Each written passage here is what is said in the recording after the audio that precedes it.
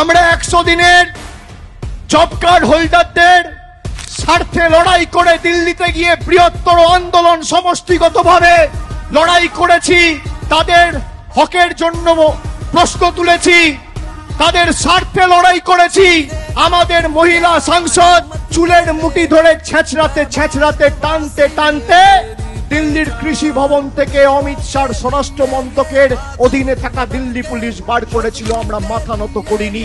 আমরা হয়তো দিল্লি থেকে টাকা আনতে পারিনি, কিন্তু আমাদের নেত্রী মমতা বন্দ্যোপাধ্যায় এবং মামাটি মানুষের সরকারের মুখ্যমন্ত্রী জব কার্ড হোল্ডারকে তার বকেয়া পাওনা মিটিয়ে ডাইরেক্ট ব্যাংক ট্রান্সফার করে তাদের অ্যাকাউন্টে টাকা পৌঁছে দিয়েছে। আপনারা বলুন, 100 দিনের টাকা কোর্টে বলে দেওয়ার পরেও সুপ্রিম কোর্টে চ্যালেঞ্জ করে বিজেপি গেছে যাতে বাংলার 69 লক্ষ জব কার্ড হোল্ডার তাদের টাকা না পায়। বাংলার বিরুদ্ধে যুদ্ধ ঘোষণা করেছে। আমরা তাদেরকে 1 ছটাক জমি আগামী 2026-এ ছাড়বো না। তাদের যোগ্য জবাব দিতে এবং প্রতিশোধের রাজনীতি তুলতে গণতান্ত্রিক ভাবে সমষ্টিগতভাবে পথে লড়াইয়ের আন্দোলনের রাস্তাও বেছে নেব। বিজেপির বন্ধুদের আজকেই 28-এর মঞ্চ থেকে হুঁশিয়ারি করে দিয়ে যাচ্ছি।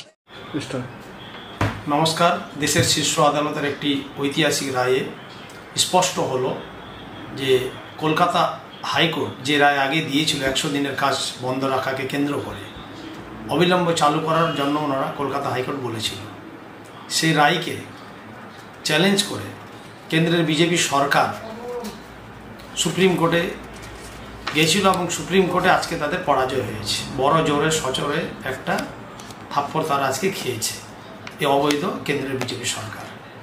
আর সুপ্রিম কোর্ট সেই মামলা খারিজ করে দিয়েছে। বাংলায় অধিকারের প্রশ্নে আবারও আইনি পরাজয়ে বাংলার একটি বিরাট জয় এবং বিজেপির একটি বিরাট বড় পরাজয় বলে মনে করা হচ্ছে আজকে রায়ে। বাংলার মানুষের প্রাপ্য টাকা বন্ধ রেখে যে অগণতান্ত্রিকভাবে অসাংবিধানিকভাবে গরিব অসহায় দুস্থ মানুষের টাকা তারা বন্ধ রেখেছিল, আদালতের নির্দেশকে অমান্য করে বিজেপি প্রমাণ করেছে তারা বাংলা বিরোধী, গরিব অসহায় দুস্থ মানুষের বিরোধী, মানুষ বিরোধী একটি বড় দল বিজেপি দল। বিজেপির জমিদারি প্রথা আজ আদালতে পর্যুদস্ত হয়েছে, পরাজিত হয়েছে।